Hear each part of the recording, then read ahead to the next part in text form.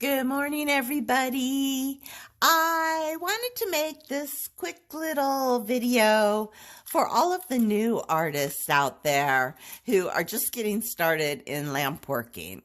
I know that every now and then I'll get on a D-stash page where you can sell like your extra stuff, your extra supplies, your extra equipment.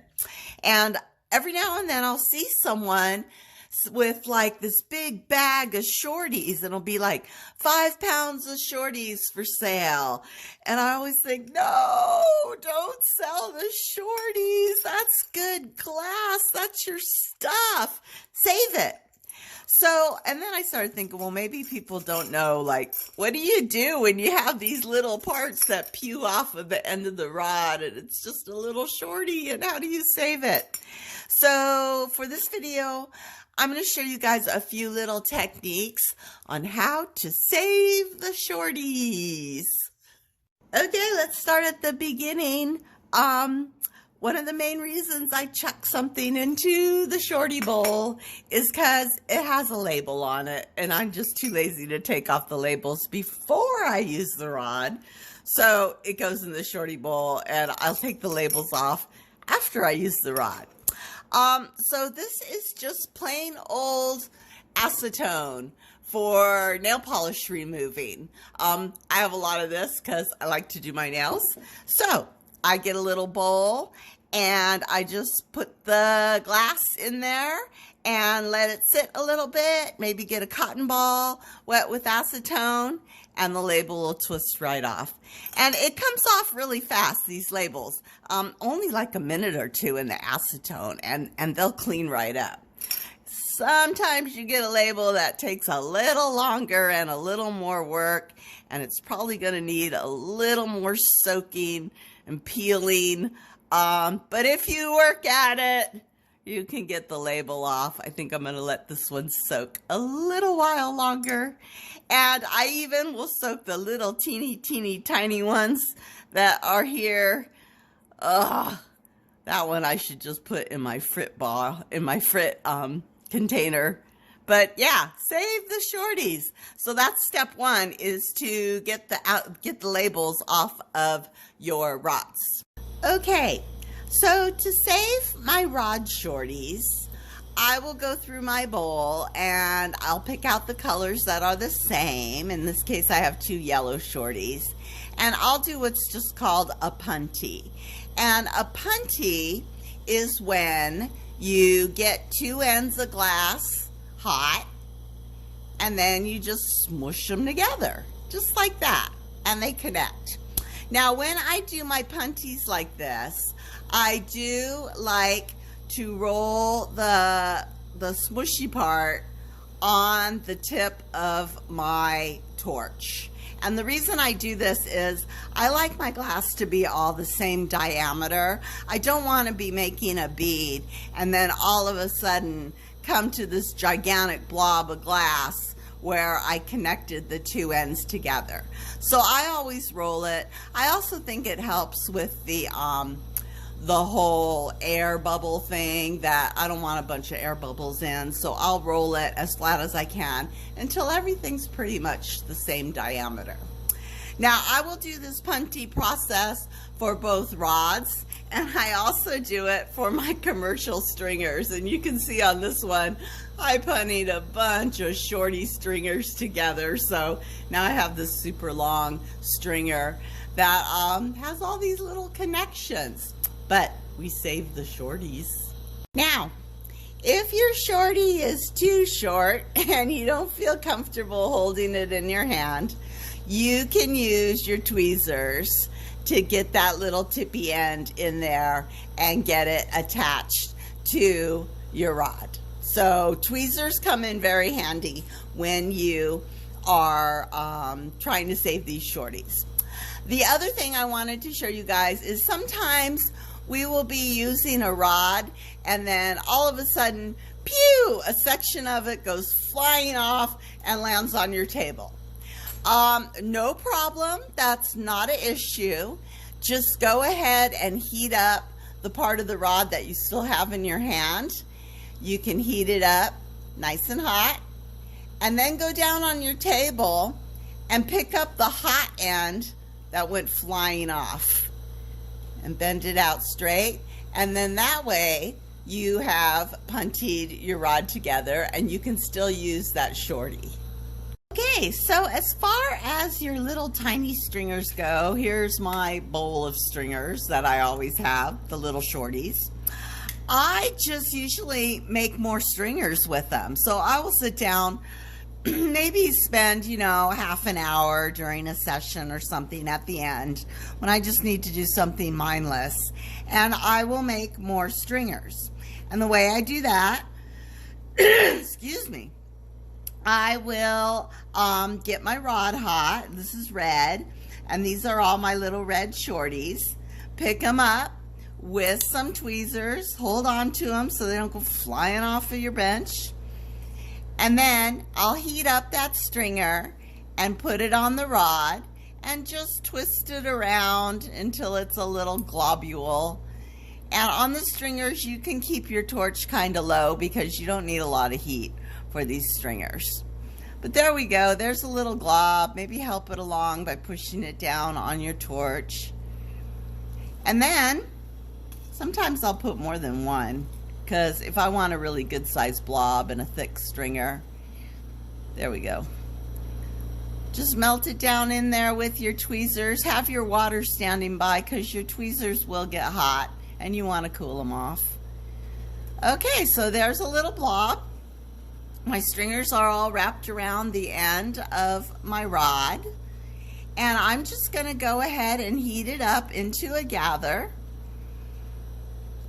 and then I'm going to pull it out into a stringer. And now, instead of having 2, 3, 4 little teeny tiny stringers that I can't use, I'll have one big nice long stringer that I can use for other projects if I can hold on to it with my tweezers and pull it out to a nice usable string. So yeah, I make a lot of stringers from my old stringers, and then I always have stringers. Okay, another thing that I have recently started doing with all my little shorty stringers is making marble stringers. So I showed you guys last week how to make a marble stringer out of frit, but I've also started making marble stringers out of my shorties. So this is fun. I like marble colored things, like especially like my granite countertop here and other marbly stuff. I just think it's really, really interesting. So what I have is I have just a rod of yellow. I'm going to smush it into a paddle because I do like the paddles, the paddle stringers. And I'm just going to start taking my shorties and just start piling them up on that paddle. Front, back. I got my tweezers here. I'm just gonna load it up, bend it around. When I'm making marble, I do use colors like that are in the same family. So all the warm colors, reds, yellows, orange, brown, I'll do that. And then I'll go and I'll do like my cool colors, the blues, the greens. And you don't have to do it that way, but I don't know, I always feel so color, like such a color noob. I don't know color theory, so I like to keep things kind of in the same family. So that was some red, here's some brown, and even in these marble stringers, I'll even use like encased canes that I made if I have some. Sometimes if I have twisties, I'll use those twisties too. And I just load all of these little stringers up on top of each other, and sometimes I leave the yellow showing or the base color showing, but the point here is to try and use up all your stringers. Okay, and I even have, this is a piece of cane that we used a while ago for the sunflowers, so why not, you know? Even though it's marbled itself a little bit, I'm going to just throw that in there. What the heck? And I just load it up. Okay, for time's sake, I'm not going to make a big giant blob. I think that's good. Let's see. I might need, oh, that's good. Let's start there. Okay, and so now it's just a matter of heating it up. I will kind of smush things down a bit, just again with the air. I don't know why I am so like air bubble phobia in my canes and my stringers. But I just think every time something shatters on me, I think, oh my God, it's an air bubble. All right, I'm gonna pull a little point right down like this, and then let's just pull a ribbon cane and see what we get. I'm sure it's gonna be awesome. And then I gotta figure out, well, what am I gonna make with it? Okay, there we go. A little ribbon, a little paddle. I'm just gonna pull it out, and maybe we can see some marbling going on. These ribbon canes, I do like them thick. Okay, that's gonna be a little marbly cane. Maybe I'll make a bead out of it and show you guys what the bead comes out. Ooh, that sounds like a good idea. Let me do that. Okay, I'll be right back with a bead. Hang tight. Here we go. Here's a little bead I made using that marble stringer that we just made with our Shorties. And I just put the marble stringer on ivory, but oh my God, this is so pretty. Look at that stringer. Oh, I bet it would look really good encased, or even if you made the full bead like that and then etched it. Oh my gosh, that would be so pretty. Anyways, that gives you an idea of what you can come up with these little marble stringers. Okay, as far as anything else that you can do, I'll just review. Of course, you can make frit, and I've got so much frit that I've started putting it in this bottle, and this thing might just end up in my living room as like a decoration. You can also make these tangle beads, which I did a video. I think tangle beads were like my very second video I ever made. So check that out on my YouTube channel. I just use tweezers and lay down the stringers on top of a base and call it a tangle bead. And then as far as my little bowl here of twisted Shorties, I do love these doodle beads. I made a video on this as well, so be sure to check that out, because doodle beads are a great way to use up your Shorty twisties.